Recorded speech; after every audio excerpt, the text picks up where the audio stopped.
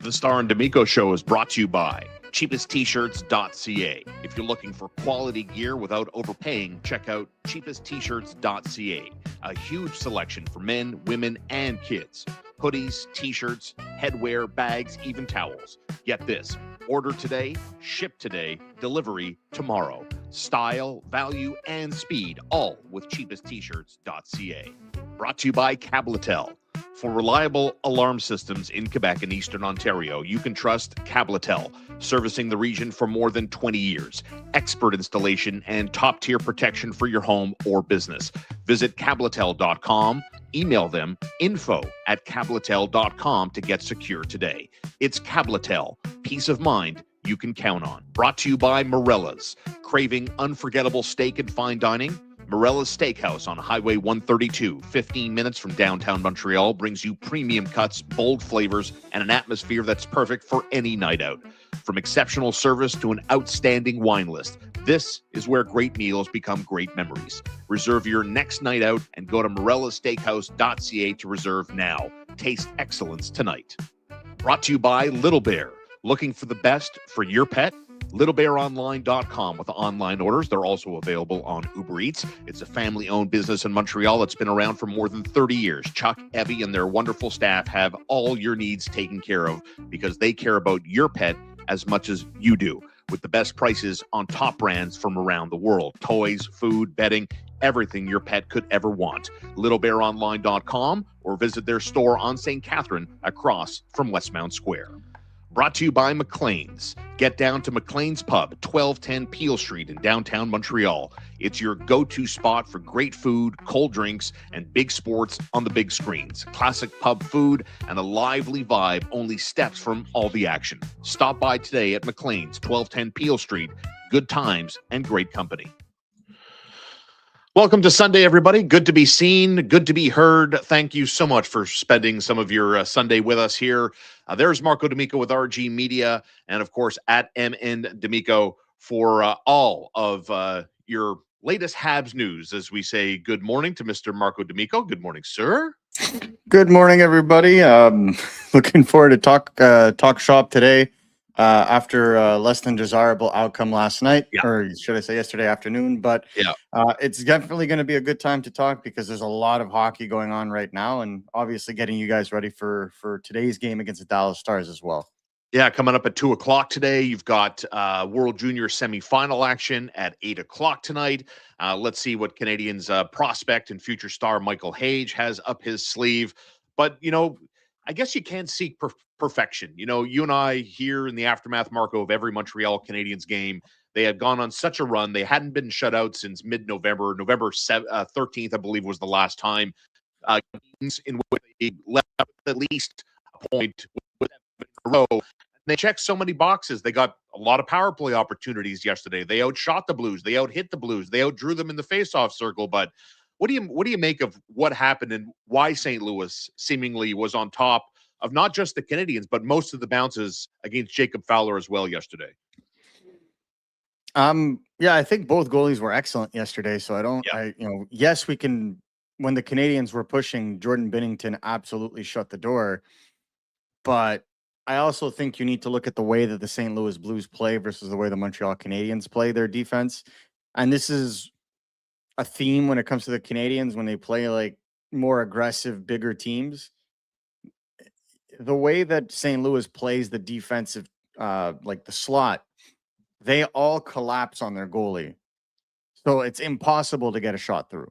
Right. The amount of times the Canadiens tried to get a shot to that was blocked, deflected, or, like it was incredible. Whereas I felt like the Canadiens, for example, when they did collapse on Jacob Fowler, all it did was open up, the wingers on each side of the circle for the St. Louis Blues, and they just kept taking advantage of it. So when you're chasing your coverage, you're able to be taken advantage of, and that's exactly what the St. Louis Blues did.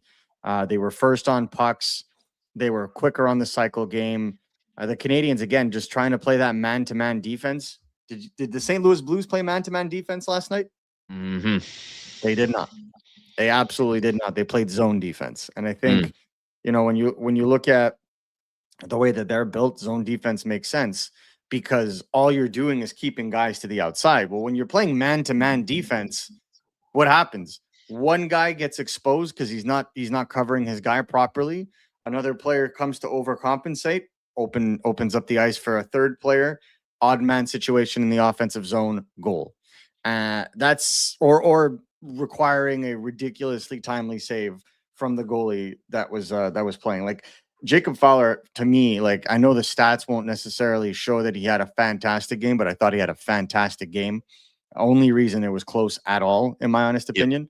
Agreed. So, I don't necessarily think he was anything to do with this at all. I think it comes for a couple of things. I think, the Canadiens hitting a couple of posts obviously didn't help.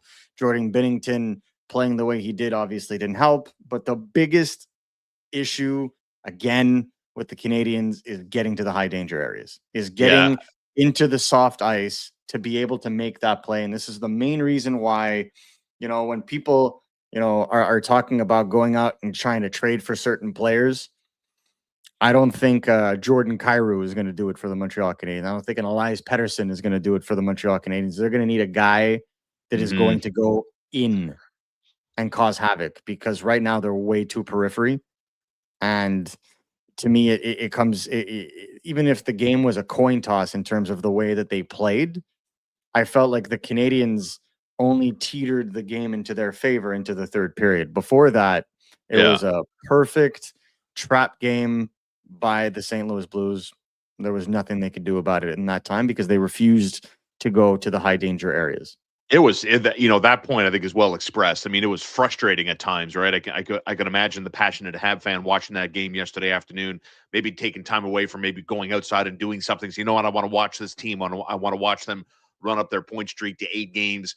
It almost sometimes, when things don't go well, and listen, I don't want to be misheard here for a second. This is the type of game, in my opinion, that you just kind of crumple it up like a piece of paper, throw it in the rubbish bin, and you move on to Dallas this afternoon. I don't think, this isn't, obviously, I guess what I'm getting at is this isn't a bag skate type of performance.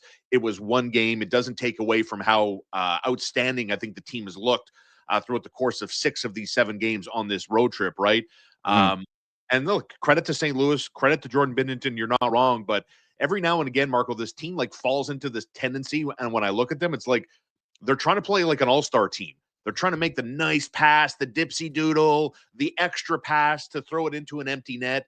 And I think all of that leads to, right? Like sometimes it's that KISS method we've heard our whole lives. Keep it simple, essentially.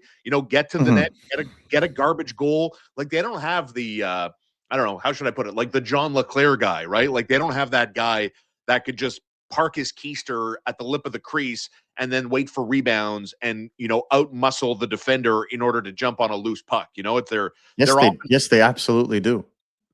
Yeah, but they don't use it. They don't play it.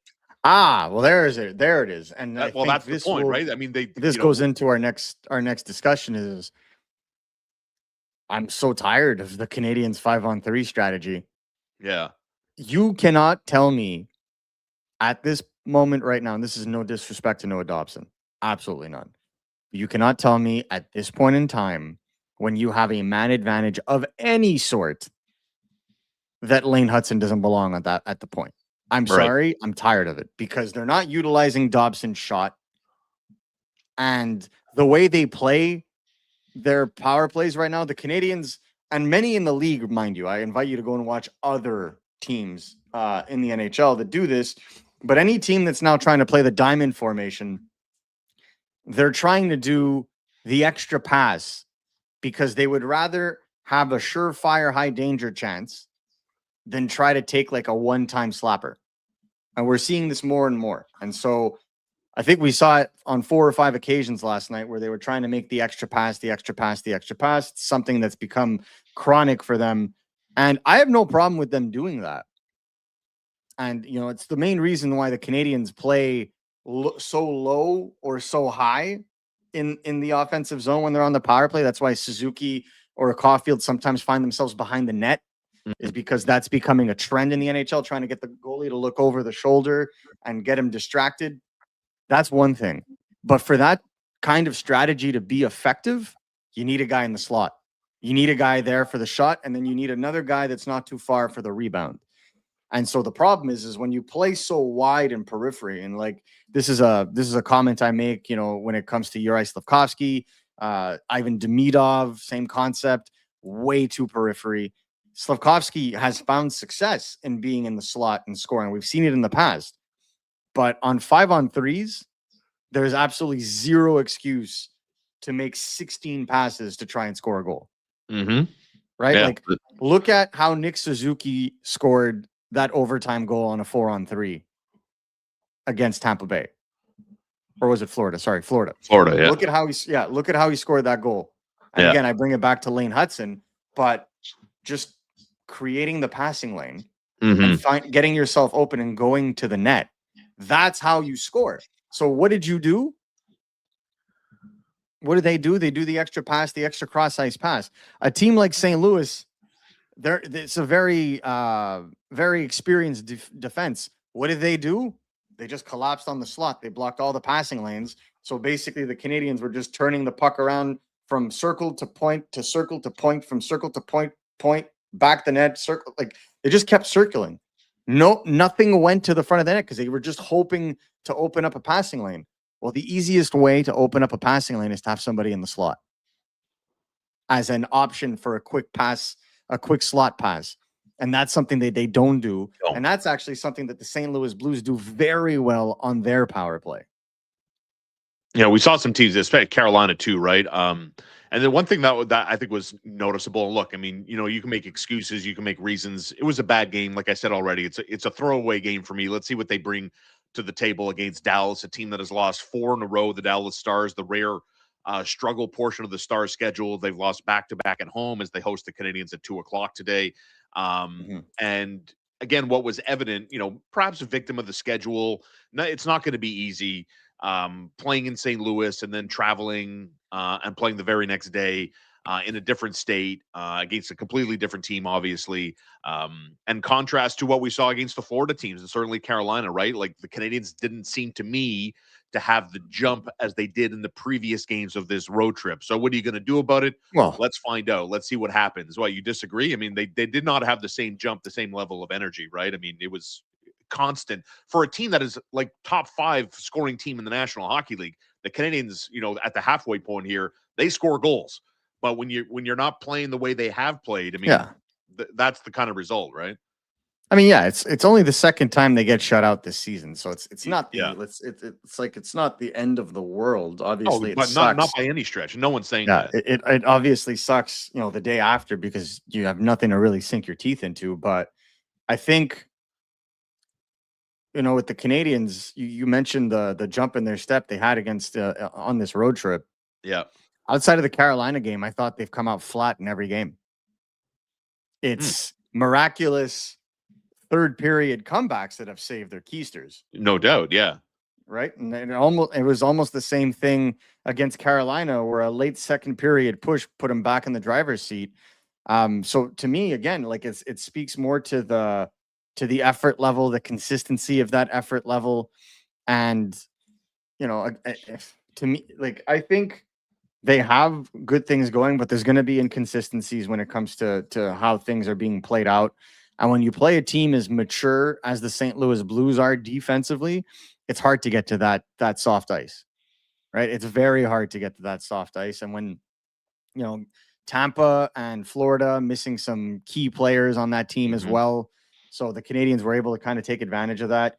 Carolina does not play a very physical style. The Canadiens have difficulty going up against those kinds of teams that are bigger on the defensive side, that are able to box them out and force them to play on the periphery. Because if the Canadiens can't get into the middle of the ice, they're not going to score. They cannot score. Look at all their goal scoring. Look at the heat map when they've been successful versus when they're not. It's because they can't get to the middle of the ice. So again, and I speak to this, it's a very consistent issue with the Canadiens when they play those bigger teams, especially on the back end, is difficulty getting to the middle of the ice. And part of that is not utilizing your speed enough. I don't find the Canadiens were coordinated at all yesterday.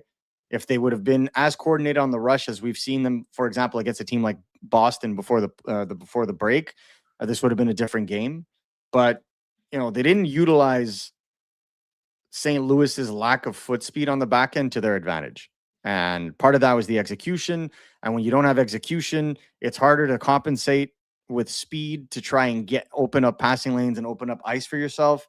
And I think that's where the Canadiens truly lost the game, in my opinion. That, and of course, getting goalied by Jordan Binnington. Yeah, and a couple of people pointed out, and I think it was brought up on the broadcast too. If Binnington can find that form, perhaps more and more people will like Canada's chances if this is going to be the guy that's going to take the net. Coming up, not that far down the line for the Olympic Games, right? Canada opens up, I think, on the 12th against Czechia. But while we talk about goaltending, let's switch it to the Montreal Canadiens netminders. I was brought up, in the opening minutes of today's show. I thought Jacob Fowler was good again. To me, and look, I mean, we've seen one Sam Montembeault game since his return from the conditioning stint in Laval. But if there's one thing I believe I see in Jacob Fowler that he does well on a consistent basis, I find him very strong in his positioning. I find him pretty good in his rebound control. And I've been on this for a while, right? When it comes to certain Canadian goaltenders, when they've been on the struggle bus and they've been on the struggle bus consistently, right? I always look for puck tracking abilities, guys that have competitive kind of technique. And to me, man, I like watching him. I like watching him because he always seems like he's hyper engaged in the game. And I think, if the scoreline could have looked a little uglier if it was an average game. I thought he was that good, despite the fact that the Blues had less than 20 shots on goal and the Canadiens had 25 and lost the game 2-0. But it brings me back. I couldn't help but think about the conversation you and I had a few episodes ago about the 3 goalie system, rolling with 2 rookies in Dobeš and Fowler, how important it is for Montembeault to get going, and how difficult it is really to get into a rotation, get into a groove, right? Look at Jaden Struble, in, out of the lineup. Didn't think he had a great game yesterday. And some of that for me is, the shifts. Can you stack shift? Can you stack games? I mean, how do you see how Jacob Fowler performed yesterday? I mean, I don't personally think it's changed your mind based on your point of view that you've shared here, but I mean, he just looks like the more consistent guy to me right now versus who he's playing with in Montembeault and Dobeš. Yeah, I mean, look at him right now. Again, we've been having this conversation for a while. Yeah.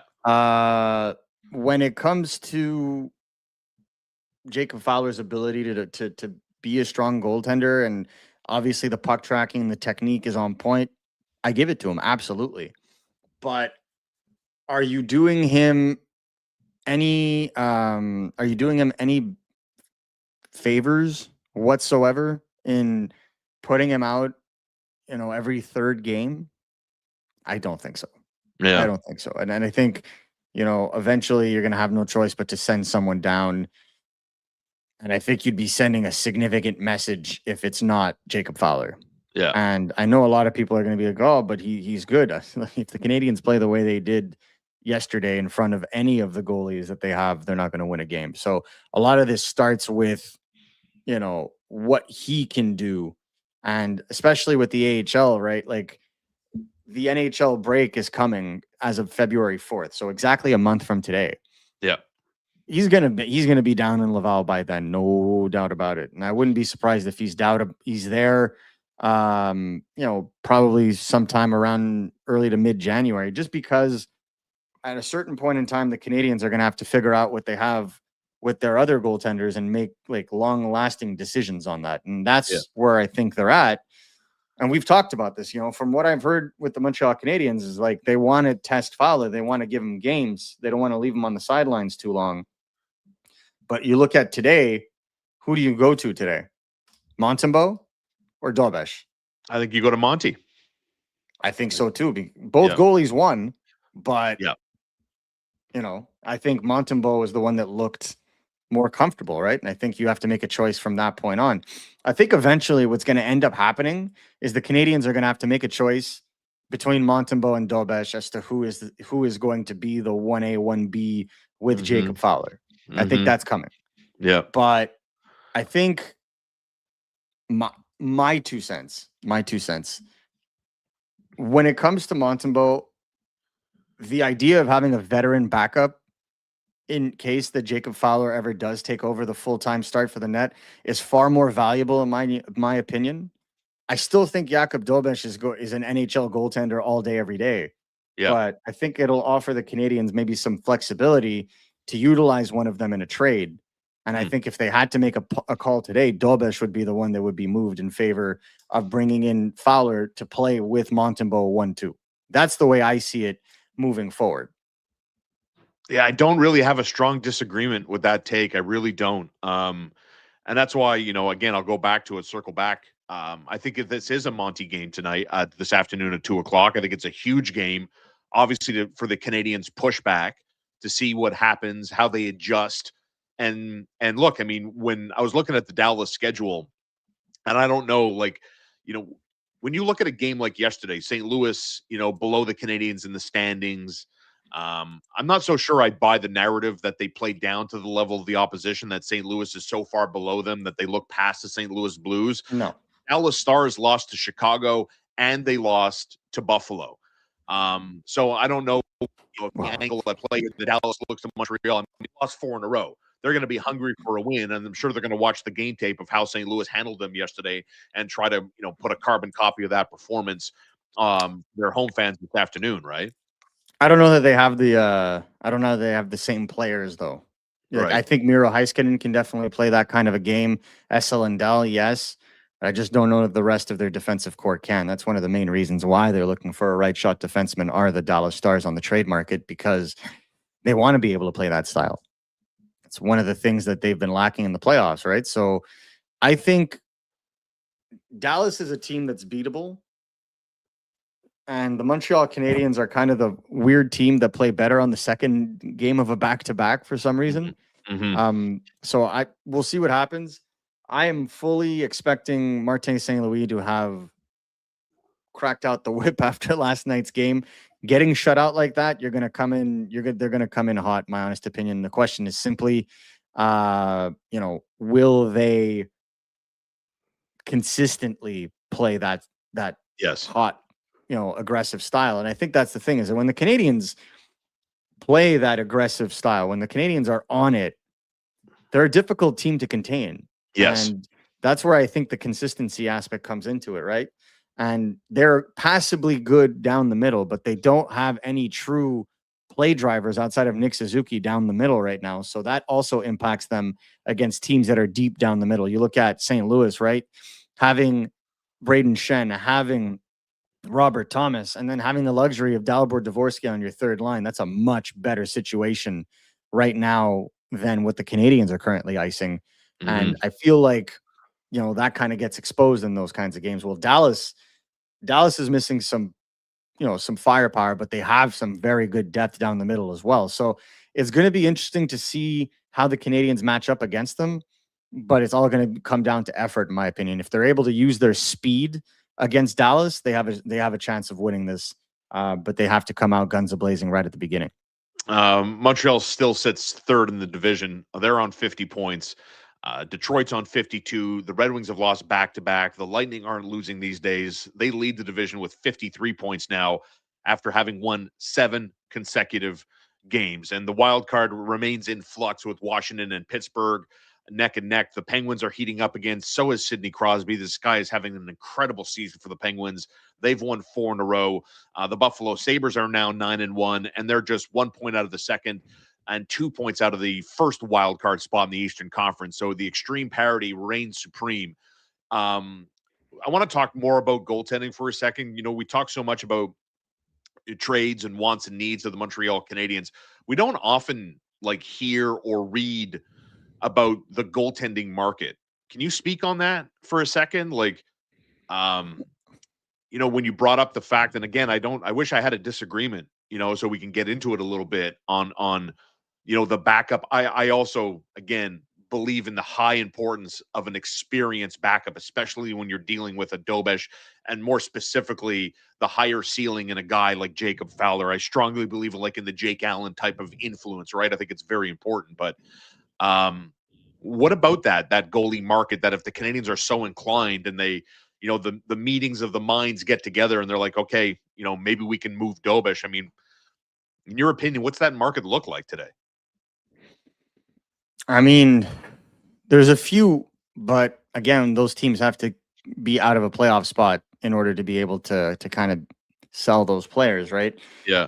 We saw Skinner, who is an unrestricted free agent at the end of the season, get traded to Pittsburgh. I'm pretty sure Pittsburgh would welcome trading him by the trade deadline, so he's an option. Jordan Binnington, I think, is going to draw interest as well if the St. Louis Blues decide it's time to rebuild. So we'll definitely see what's going on there. There's a lot of it that is up in the open. Utah, if they don't make the playoffs, what happens to Vejmelka? That's another player to keep an eye on. There's a couple across the league that you can definitely look at, and those are players with expiring contracts. You don't know about players that currently have contracts that may be made available. So it's out there. It's definitely out there. But I don't necessarily see the Canadiens being aggressive buyers like everybody seems to think they're going to be. Like, again, I need to make this abundantly clear here. They're not there yet. Like, when they go and make trades for players, they're going to go and make trades for players that are going to be able to stick around longer than a playoff run, right? And I don't think that they're going to be, because making a trade for a veteran goalie will necessitate another goalie, having to move out another goalie, right, by default. And if the goalie that's playing with that veteran is not Jacob Fowler and you want Jacob Fowler, well, that may necessitate a second move. And so, like, you're overcomplicating things, in my opinion, for absolutely no reason. So I definitely don't see that happening. I think that's a summer discussion for the Canadiens in terms of what they're going to do with their goaltending. My information is the Canadiens feel like the solution is internal. So we'll see what happens from there. And obviously cap space will also play into it, right? Jordan Binnington, not exactly a cheap contract to take on, even at 50%. So you have to factor that in. So there's a lot to be said about that, but it's way, way too early to talk goaltending market. And of all the teams right now, you look at the Carolina Hurricanes, they're probably going to be the team that's going to be the most aggressive on that front, in my opinion. And then we'll see what other teams decide to do, because there are going to be teams that are going to be looking for depth in that regard. So I don't necessarily think that's an issue. Definitely an off-season endeavor, and I think they're going to take in all the information they have at that point. Who plays well in the playoffs, both American Hockey League and NHL? What contracts look like? I know all three goalies, Dobish, Montembeault, and Fowler, are signed for next season. What does that entail? Are the Canadiens going to be looking to make another subsequent move? Are they signing one of their younger goaltenders? Like, is it Keaton Miller going to turn pro?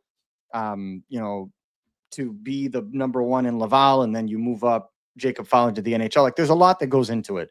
So just knee-jerk reaction trading for a Jordan Binnington, I don't see that happening. The Laval Rocket, between today and the 4th of February, are going to play 11 games. They play on the 4th, the day of the break, the day of the next roster freeze. What's your point of view on how long the Canadiens roll with three goaltenders here? I mean, do they keep Fowler up until the break? I've said it's probably going to happen mid-January.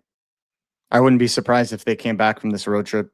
If Monty plays well today, I wouldn't be surprised. If Montembeault plays well today, I wouldn't be surprised if Jacob Fowler was sent down. And if he doesn't, right, if he can't stack 2 or 3 pretty good games in a row, and I don't mean they have to win these games, right? Like, he's got to look the part. He's got to play well. Yeah. It doesn't mean wins. He just has to look good and play well. And if he doesn't, I mean, they're going to do something which I strongly dislike. They're going to keep all three guys and just rotate them in and out until the break, and then Fowler goes back to Laval, right? Yeah. I mean, again, I think people seem to have confusion with my words, so I'll reiterate. The Canadiens are not a contending team. So what they're looking for is the future, and what they're looking for is sustainable success. Yeah. So again, knee-jerk reactions for a rando trade of a number one goaltender who is absolutely inconsistent in Jordan Binnington makes zero sense, especially when you factor in the cap dollars. So I don't see them blowing all of their chips just to try and take a run this year when the reality is their contention window is in 2 years from now, right? So that is a playoff team is one thing. A Stanley Cup contender is another. And if anybody tries to tell me that you just have to make the playoffs and then we'll see, you know what? Whatever you want to believe, that's great. Yeah. But the Canadiens demonstrated to you what a playoff level defense can do to their game, and that has Correct. completely shut them out. Yeah, So there's a difference until- between contending and playoff team. Let's get Exactly. that straight. Yeah. They're playoff. They are a playoff team, in my opinion. I've been adamant Agreed. about this from the very beginning. Yeah. Worst case, they're a wild card team. If not, their team in the Atlantic. That's the way I see them going. But I don't think they're at a point right now where you can say that they're anywhere near a Stanley Cup contention window. That is Kool-Aid. And that's okay. They're not supposed to be there. The fact that they made the playoffs last year is ahead of schedule. The fact that they're in a playoff situation right now is ahead of schedule from what we talked about in 2022. So this is great.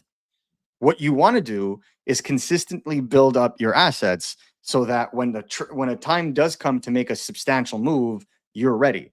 The Canadiens cannot make a Noah Dobson trade last summer if they would have traded away one of those first round picks for a marginal middle six player again. Mm-hmm. They held on to those assets to be able to make the move when the move presented itself. Mm-hmm. The Canadiens could have traded a second round pick for Kiefer Sherwood.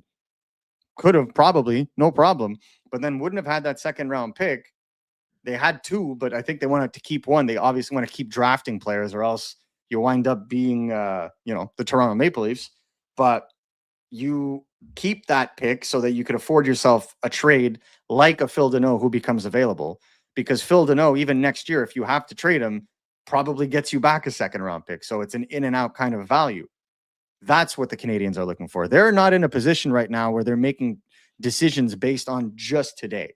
Yes, today is important, but tomorrow is most important. And that's where they're at.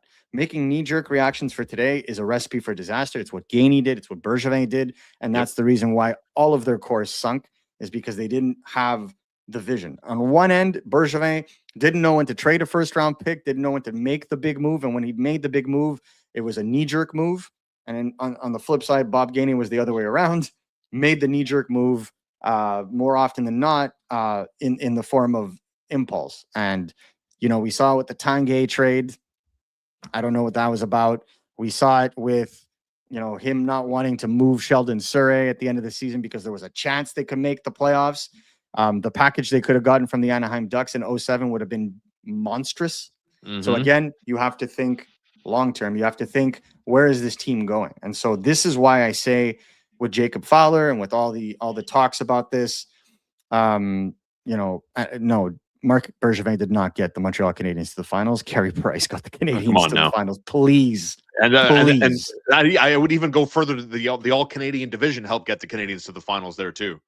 Yeah, like geez. Let's please. Let's be honest. Yeah. Okay. The fact that Marc Bergevin lucked into his third option in Nick Suzuki in a trade for Max Pacioretty with the Vegas Golden Knights.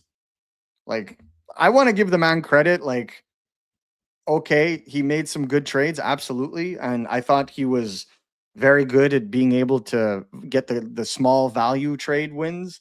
Yes. But, like, he inherited that core, guys. Right? Like, correct. He inherited Carey Price. It's not like he went out and got him. Carey Price is the reason the Canadiens got past the Leafs and went on a run, period. Yeah. So I bring it back to goaltending because Carey Price, again, rushed. Took him a lot of time. Took him 3 years to really find his footing, and then he went on a run. And so when you look at the way that a lot of the elite goaltenders are brought on, they're brought on nice and easy. And you need a veteran goalie to be going to be able to counteract, because or else if you're just having the young goalie go off, Dustin Wolf's not having the greatest season right now, having lost Dan Vladar, who was a really good backup for him last year.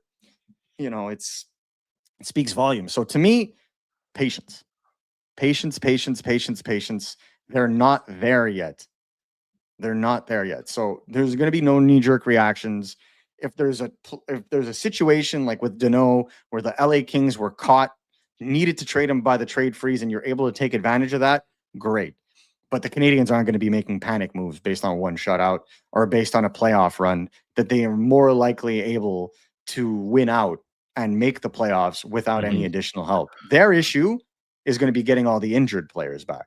Correct. Once a lot of these injured players comes back, that's when you're going to start seeing some stackable performances, because you're going to have the right players in the right chairs. Well, I mean, and again, I'll just, reaffirm the point that's been brought up several times here. Yes, and we understand, the Canadiens are one of the elite teams on the road and have been all season long. And it's, when we talk about the differences, right, between being a playoff bound team versus being a true contending team to win the Eastern Conference and legitimately compete for the NHL Stanley Cup. The fact that the Canadiens are where they are in this competitive window with some of the worst goaltending, bottom three in the National Hockey League, missing significant pieces, both up front and certainly on the back end, 100%. I think it gives every Hab fan listening, watching today, moving into the second half of the season, legitimate reason to believe that this team is not that far off. But you also, pay attention to when the managers talk, and they have been very, very clear that this is not a Band-Aid run organization. To Marco's point about trading picks for short-term glorified rentals has never been something Ken Hughes or Jeff Gordon, or both of them at the same time, have ever hinted at doing. They've hinted at when they believe that their window to contending is open, they're willing to maybe pivot and look at it differently. But that day is not today. In the meantime, as we talk about the injuries, right? I mean, clearly, like, if you had to list them, if you can wave your magic wand and presto, this guy is back and fully healthy. For me, my list would start with Caden Goalie to get a more air quote defenseman back in the rotation is what the Canadiens, and no disrespect to Newhook or Doc, Jake Evans, or Patrick Laine as we move down the list of injured regulars, right? But getting Caden Goalie back, have you seen, can you report on anything on the injured timeline and what this fan base can perhaps look to when it comes to any injured players making their return? Goalie and Doc should be back shortly after they get back from their road trip. So already that's going to be two big adds. Getting them back, for example, will put the Canadiens under the salary cap by about $2 million, because they'll have to send down Adam Engstrom and probably Owen Beck, if not Sammy Blais, though I think they're going to want to keep Sammy Blais. But those are the two waiver exempt players. So yes, Goalie is skating, and this has been reported many times now. Goalie was skating before the Christmas break. So this desperation, fascination with these injured players. When the Canadiens go on a 2-week road trip, they're not giving daily injury updates. They give those updates when they come back, because the communications team is on the road with the Canadiens. So they're not going to be giving out updates about what the players' status is when they're on the road for 2 weeks now. They're going to give those status updates when they're back and practicing, probably on Tuesday or Wednesday. So I don't think that, I'm not going to sit here and tell you these players are coming back on this day, because that's not how it works. You want that information, Canadiens are going to give it to you, because that's the way that they run that ship. No one has it in. Everybody has an idea of when they're coming back. No one has it in. And I got jobs to do, Morgan. So no, I'm not going down to the rink. When it comes to the injuries, though, Doc, Goalie, already you had a top 9 forward, probably your best defensive defenseman. You'll be able to move forward with that. When Jake Evans eventually does come back, and that should be prior to, from what I'm being told, prior to the Olympic break, that'll help as well. Then you really have depth and experience down the middle. That's, to me, the bigger part of it. The one thing the Canadiens aren't going to get back from injury, and I think is going to be the piece that they're looking on and looking for the most. No, Zachary Bolduc is not going to get sent down to Laval. Nonsense. The thing you need to look for is they need to get grittier or bigger in the top 6, right? So all these silky smooth, skill first kinds of players, that you're looking for that don't go to that you know, like I love watching some of these like, you know, like troll fan accounts on Twitter that parade themselves as insiders. One of them was saying that the Canadians were looking into Elias Pettersson. I Right. can Yeah, confirm that's not the case. I could confirm that's not the case because Pettersson, never mind his cap hit, Pettersson is not the kind of player that this team would need in their in their top six, given the kind of talent they already have right now. They want to get bigger. They want to have players with jam, and I don't see that happening. And the cap would be a total gymnastics. So they're looking for players with a physical edge that go to the net, that shoot. And I think that right now those are harder to find, right? Alex Tuck being the only one that seems remotely available. I think that, you know, if folks feel like the Canadians' top six is ready to contend and with their current makeup, I'll allow them to believe that. But I think when you lose a game the way that you do to the to the St. Louis Blues, the way that they're built, you know exactly what you need in order to be able to defeat them. And I don't think it's necessarily just beefing up your bottom six. It's beefing up your entire roster, and specifically beefing up your roster in an area where it could be conducive to your top players being able to produce more. And so that's why getting a more physical yet effective player in the top six is, according to me, a need, because right now it's just Juraj Slafkovsky. And yeah, you're going to need more than that if you're going to want to contend. Look at every major team that's won. They've always had some of those big bodies along the wings. Even Tampa, who was one of the smaller teams to win a cup, they had a Killorn that was able to come in and do some damage. They had some other guys that were able to come in and be physical pieces for them. This is what they need. It's not a size only kind of debate, but it's definitely going to be a player that is able to combine size and skill. That's going to be, you know, like, don't shoehorn a Kiefer Sherwood, who is a glorified third liner, being afforded 17 minutes a game in Vancouver. That's not going to cut it. You're going to need what Mark Bergevin thought Josh Anderson was going to be. That's what they need in the top six. Because it's funny, you know, like the Canadians are a top 5 scoring team. And, you know, we've heard, you know, whether they're on the road, whether they're at home, and the opposing coach is being asked by Montreal media about, you know, what do you see in this Canadians team? And more often than not, you hear a lot of, you know, compliments to the Canadian speed. Ivan Demidov guys are singled out. You know, also very complimentary towards how much the defense supports the offense and contributes in their own right. And that's been pretty consistent in the first half of this season. But, you know, again, when I watch this team, and I think a lot of us, if not all of us here, have watched enough playoff hockey to see the difference in how this team operates in the regular season versus what's required, in my opinion, I to feel like win rounds. We've forgotten the Washington series. Oh, I know you haven't. I know I haven't, and that's, you know, and that's more or less the gist of the point here. Is there's a massive gulf in terms of how you navigate 82 games versus a best of 7 where you've got to win 4 times to move on, and then do it again, and then do it again, and then do it again. Right? I agree. It's a different world altogether, right? Well, and that's kind of where I bring it in, right? Is nothing is rushed. Nothing is they don't have to go out and get this player immediately.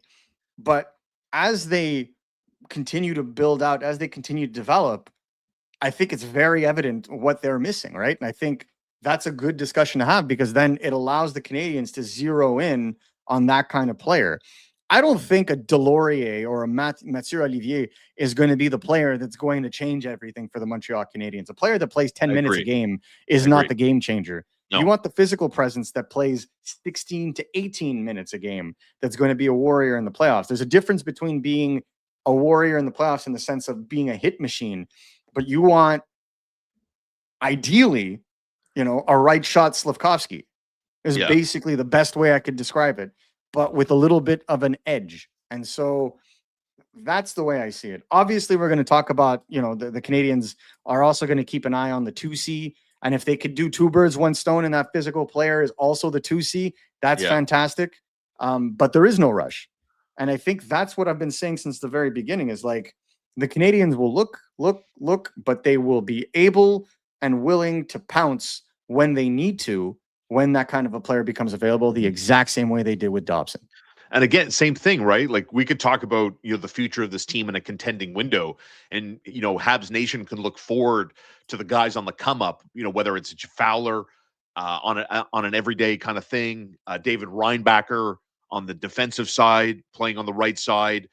But when we talk about up front, and Hab fans are licking their chops, waiting to see Michael Hage turn into the player they hope he can turn into, Alexander Zarovsky on an even further timeline. We're not talking about anybody that's going to fit the profile of who you just finished talking about, right? Yeah. I mean, there isn't that player that's going to fill that role. You want a right-handed Slafkovsky? That guy's not coming. You got to go get him, right? I mean, to me, that's the simple truth of the matter. And I think they tried that. They tried to, and I want to get into, because Zachary Bolduc's an interesting topic. Interesting player to discuss, in my opinion. And look, I mean, I get, in the context of who Zachary Bolduc is, now through 41 games, welcome to the second half of the season at Dallas at 2:00 today. Bolduc, who's 22 years old. Okay. He's on 10 goals. He's on 17 points, right? Projected for a 34-point season and a 20-goal campaign. I'm not going to tear this guy down. He's not, it wasn't a mistake. I don't believe it was a mistake. In order to move Logan Mailloux for Zachary Bolduc, I still think this kid has a bright future, but I can also talk about how he, to me, still comes across as a player that's trying to find his identity under Martin St. Louis and this team. A guy who fluctuates in the lineup. First line guy, can't cut it, moves down, tries to play a checking role, right? And just trying to find the right slot, Marco. How I see Zachary Bolduc. And again, I'm going to repeat myself because sometimes people mishear things, right? I don't think he's a mistake. End of the day, he's young, and I still see a bright future ahead for the guy. But right now, almost like we talked about Juraj Slafkovsky, who is this player? Who's he going to turn into? And that's how I watch him play this season. Yeah, I mean, for me, Bolduc doesn't have an identity with the Montreal Canadiens. It's as simple as that. Yeah. Right? If you're not going to be the trigger man on a scoring line, and you can't be the forechecker on the third line, then what are you doing? And I thought he was fine last night. Like, I see a lot of people throwing like tomatoes at him, but like I thought he was fine last night. He had a couple of offensive chances that would have gotten him absolved of that errant pass that was made, on that goal. Again, to me, like, Zachary Bolduc just has to figure it out. And worst case scenario, the Canadiens could still use Zachary Bolduc in a trade if they absolutely need to, if they feel like he's in excess. I still don't think that was a bad trade because, they're going to point to Logan Mailloux having a good game. It was probably the best game of the season last night for Logan Mailloux. Other than that, it's been it's been a difficult time for him, and I don't think it's going to get much easier as he plays, or they try to give him more minutes. So, this is why I don't say winners or losers of a trade the moment it happens, or even a couple of months after it happens. But I don't think that Zachary Bolduc's value is simply going to go away. I know that teams are interested in him. Vancouver Canucks were interested in him, and the Canadiens said no. What I would say, though, is he definitely needs to start playing with more aggressiveness. When he was at his peak with the St. Louis Blues, he was mean, and they've gotten away from that. That's the one thing that I've been harping on since the beginning, is if he played with a little bit more aggressiveness, if there was more energy in his game, that's what I want to see. Like, where was that? Where is that? Where is that player? So, it's in him. It's in him, but you have to find that consistency. And unfortunately for him, he's scored in bunches and, then kind of goes off a little bit. So every time you think he's going to break out or he's going to find his groove, kind of sinks back into it. Part of it, I feel, is just the Canadiens' bottom six right now with the injuries that they have. Not exactly the most conducive to producing offense, and that's fine. But he wasn't able to do it with Nick Suzuki and Cole Caulfield either. Hurt that line at 5-on-5, I felt. So you got to be able to find your groove. You got to be able to find your time. And I think that'll come, but you have to go back to basics. You know, one of the things that I really enjoyed, for example, was in Arpin Basu's most recent article in The Athletic. He went down to Laval and interviewed the coaching staff. Yeah. And one of the coaching staff members did like a video of David Reinbacher's draft year to show David Reinbacher why he was picked 5th overall, what he was doing that made him a 5th overall pick in the eyes of the Montreal Canadiens. And I almost feel like that was brilliant in the sense that it really kind of gave Reinbacher his confidence to be able to be a little bit more adventurous in the offensive zone, which has paid off. He's much, much better in transition of late. I wonder if that would be something that could be, you know, conducive perhaps to a guy like Zachary Bolduc, because what made him so dangerous with St. Louis was finding the soft ice, quick shot, being mean, strong along the boards. And we're just not seeing that right now. His shots, to me, his Bolduc shot is elite. Let's get to some Q&A here from our boy Charlottetown, a proud member of the show. If Fowler, in your opinion, needs to go back to Laval and the team begins to slide down the standings due to the goaltending, I mean, I want to stop there because the goaltending's been, 28th, 29th overall in the league for most of the season and most metrics, and the team is still top 3 in the division. But what if in the second half things come back down to the norm? Does management just give up on the season from Charlottetown Spud?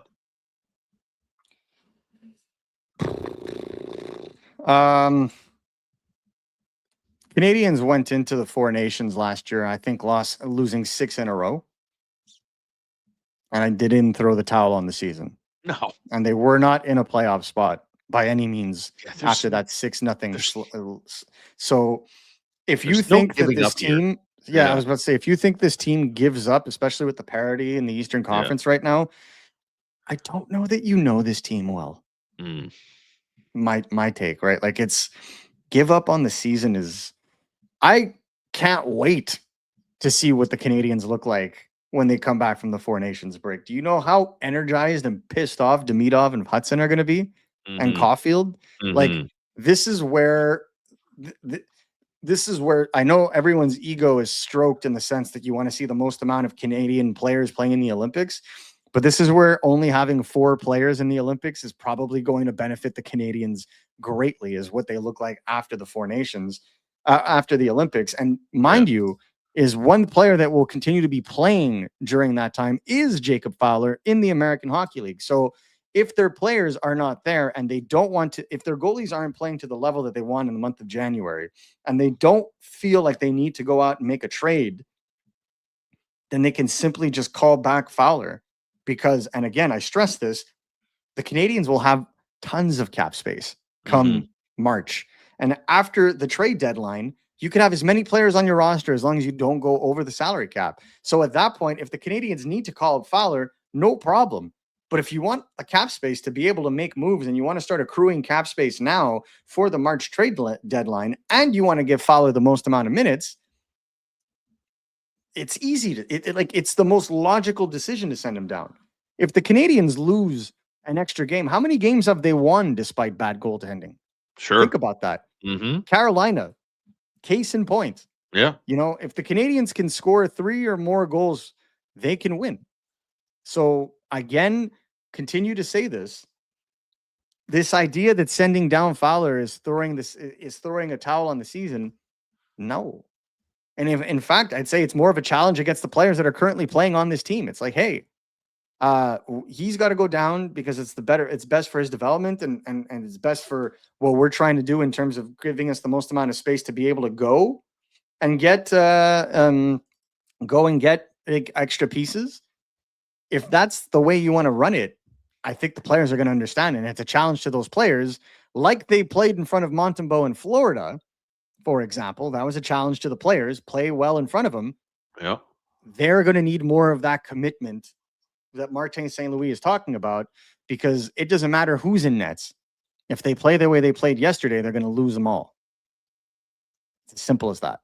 Even though it was a toss-up game, as the games get deeper into the season, you're going to face tighter and tighter and tighter matchups, tighter and tighter and tighter defensive schemes. And that is where the Canadiens are going to have to adapt their strategy, play with more aggressiveness, play with more consistency, and go to the high danger areas. We keep harping on goaltending, but it's not, I would say 75% of the problem is out of the goaltending crease. Mm-hmm. My 2 cents. You can look at the goaltending, but if the Canadiens keep giving 10 to 13 high danger chances per game, doesn't matter who's in nets. You more often than not are going to be letting in at least 2 of those. Comes back to getting some of these injured guys back, beginning with Caden Goalie. From member of the show, Demigod24, what do you think about Pavel Zacha? Do you think he could be a short-term solution? In my opinion, Boston is in a retool. They would take a chance on Kirby Dach on a prospect or a draft pick, talking about Pavel Zacha as an option for the Montreal Canadiens this season. Unfortunately, Demigod, your opinion is incorrect. Boston is not in a retool that you would deem to be a long-term retool. Mm-hmm. I know from a fact, because I have a couple of sources in Boston, they're not looking to subtract unless they're getting a better piece back. Yeah. So if Pavel Zacha moves, it's because they're getting, a top 4 defenseman or a scoring winger. And they want to make the playoffs. This isn't a team that's out of it. And even if they were out of it, unless they got the assets that I just spoke about, they're not going to make that trade, especially not to Montreal. Yeah. Like that's the idea you're going to have to get here. Like they were well out of a playoff spot when they traded Brandon Carlo to the Toronto Maple Leafs, but look at what they got for him. I mean, geez, I would make that trade all day, every day if I were Boston, right? A first and Fraser Minton, and that first is only top 5 protected all day, every day for a top 4 defenseman that had 18 months left on his contract. So I don't see it happening with Zacha. I know that's a player that Kent Hughes, first of all, has a significant knowledge with because of the Cortex connection. And obviously, I do like his physicality. He's a player that Sean and I have discussed if ever Boston decides to blow it up. Yeah. But I think right now they're not going to blow it up at this time just because they're getting such good production from Morgan Geekie, from Pavel Zacha, and the team is still in it until the team is completely out of it. And as such, and I believe there would be a good amount of players involved if ever he became available. I don't see it happening when it comes to Zacha at all because he fits Boston so well. They'll trade Middlestat before they trade Zacha. Let's cast the light. A lot of people are throwing this out there, right? So I'll just lump it into one question, more or less, about when the Olympic break hits on February 4th, about what the Montreal Canadiens can do with some of their players and the Laval Rocket. Can you tie that all together? When we talk about roster freeze, so on and so forth, some people, lots of comments about letting some of these guys go to Laval and play for the Rocket while the NHL is on break for a couple of weeks. Well, who specifically? Like, Zach Bolduc, the goalies. No, none of that. Absolutely not. Did Lane Hudson go to Laval last year during the Four Nations? Yeah. Zilch. So no. What I would tell you is when players are everyday NHL players, you don't send them down to Laval. You don't. So Kapanen, forget it. Demidov, forget it. Hudson's waiver eligible. Waiver exempt, sorry. So I don't see that happening either. Not that it's a bad question. It's just, it's insulting because you also have to factor in that they're taking a massive pay cut to be sent down to Laval, guys, right? You can't just send a player down like Hudson, who's making $900,000 this year, and expect him to be okay making, $80,000 when he's in Laval just so he can get some more playing time. Like he's better off just going to an outdoor rink in NDG and just playing there at that point, and spending time in the gym and spending time in at doing whatever he wants. I don't care that I'm comparing Hudson to any of the players that are waiver exempt. It's the same concept. When you play in the NHL, it makes no difference to send a player down to Laval or not. They're better off working with the Canadian staff, being in the weight room, working on the ice, having time to practice because they can. Mm-hmm. I would rather they do that. Bolduc makes absolutely no sense to send to Laval. And if you want to keep harping that's okay, but it doesn't make any sense. It's a full step backwards. And this is only on the table because he's waiver exempt, right? And on the table, but from fans. Yeah. The Canadiens have no interest in doing this. If there was any interest, first you'd see him get scratched a couple of games. They'd play that game with him, and then the nuclear option would be to send him to Laval, and they're not even close to that yet. So I don't think so. But Beck, Engstrom, Fowler, if he's not already there, those are the guys that you would see, because those are not established NHLers. Those are not players that have played full seasons in the league. They'll let them go down. But you're not going to, that would be so funny to me, is Zachary Bolduc makes about $1 million. You send him down, he's starting to make 70,000, 75,000, 80,000. It's like, I think there's the personal business side of the game that I feel is undervalued a lot when we're talking about these guys. It's not going to happen, guys. I'm sorry, with no disrespect. Well, it's just a lack of information, right? I mean, not everybody knows the finer points. Yeah, but ask those players, man, they would be furious. Of course. From Glenn, is Florian Jacky a Brendan Gallagher third/fourth line replacement in 2 years' time? No. I think the Canadiens are hoping that Florian can be more of a center than a winger.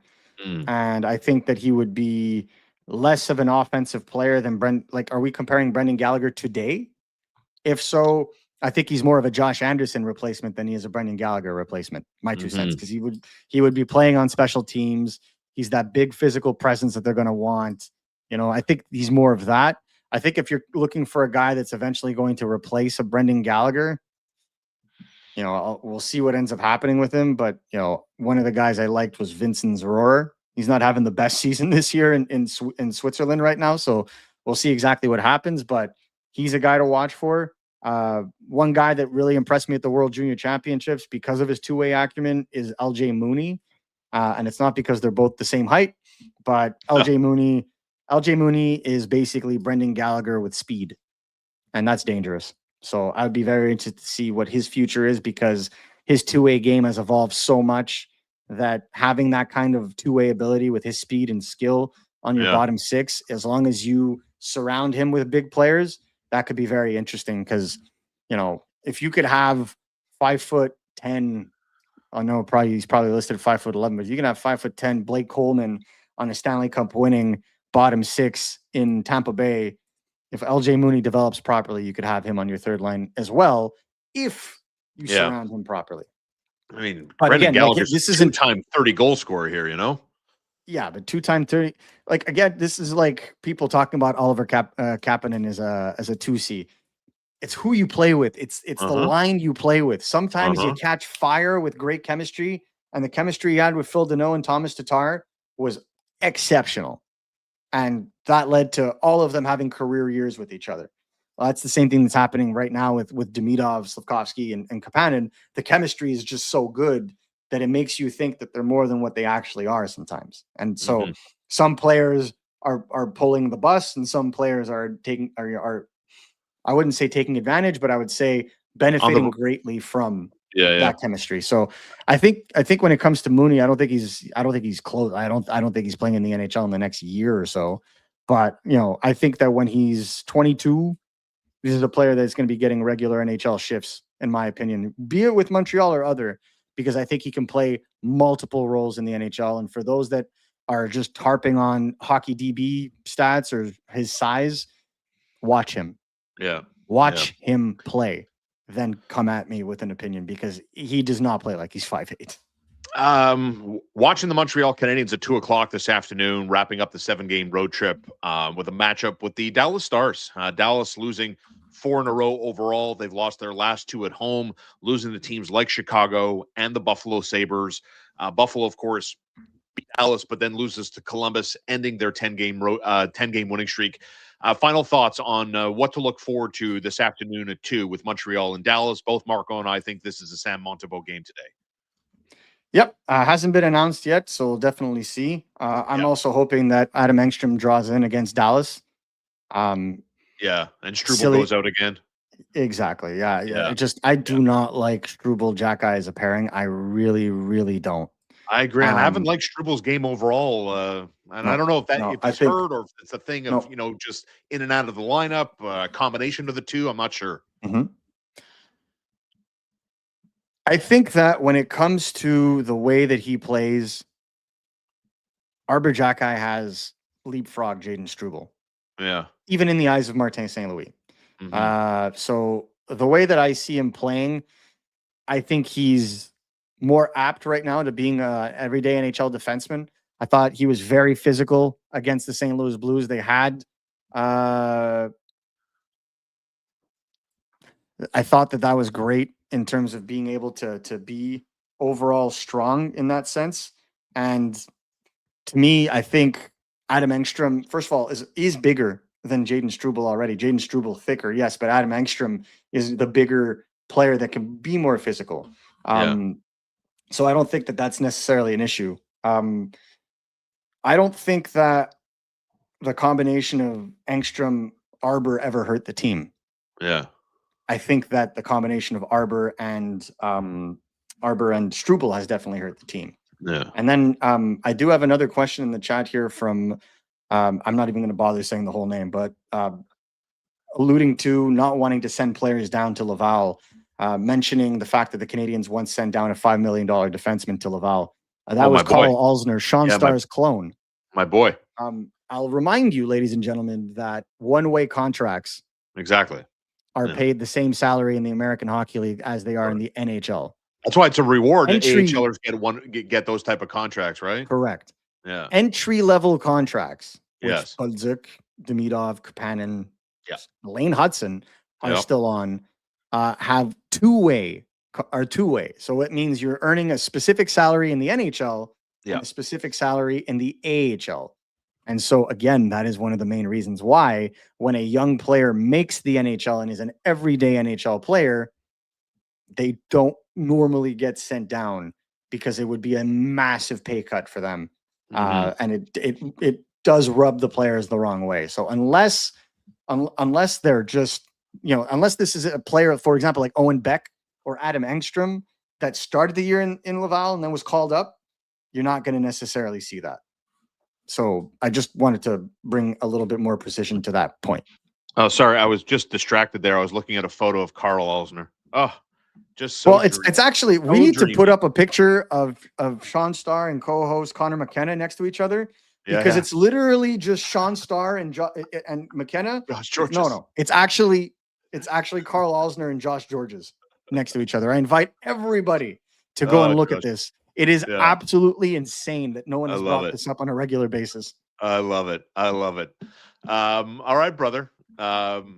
Time flies as always in the aftermath of the Montreal Canadiens putting a dud on the board. It happens. It's going to happen. It doesn't take away from how strong and how entertaining the Canadiens have been through, let's call it 5 games of the 6 they've played on this road trip. Game 7 of the road trip finally concludes. This road trip, finally wraps up this afternoon from Dallas at 2:00. Montreal will play Wednesday, Thursday, and Saturday as the grind of January hits. A lot of people getting back to work on Monday, yours truly included there. But it's a 7:30 game at home against Calgary. Thursday, the second end of a back-to-back against Florida coming up on Thursday at 7:00. And then they'll host a big game against Detroit. So a couple of Eastern Conference rivals in 2 of the next 3 games. Marco D'Amico, enjoy your Sunday, and we're back to the grind of this Canadian season, and the holiday period has come to an end. Do you have a cutoff? What's the date? It's the 4th of January. This is where I get it, when you have people in your life that are retired and they're like, oh, what day of the week is it? And you're like, how do you not know what day of the week it is? I've been off for 2 weeks, and so I totally relate to like, what day, what's the date today? But for me, I think I'm going to go next week. So I'm going to go January 4th. By January 9th, I'm done with the Happy New Year. I'm going to give it one more working week, 5 days, and then I'm done. You have a cutoff line in mind? I'm already there. January 4th is the end of the Happy New Year's for me because I generally mass text everybody that I know to wish them a Happy New Year well in advance. Yeah. But all right. On that note, because we're not going to wish you a Happy New Year, we are going to thank you so much for following the show, guys. Again, the subscriber count has been climbing excessively quickly, and that's because of you guys. So again, a huge thanks to you. We have a great 2026 ahead of us. Won't spoil anything just yet. A couple of live shows, a couple of contests, but we did want to thank you guys for the continued support. and we're going to have you locked in here all the way to the end of the playoffs and the NHL draft.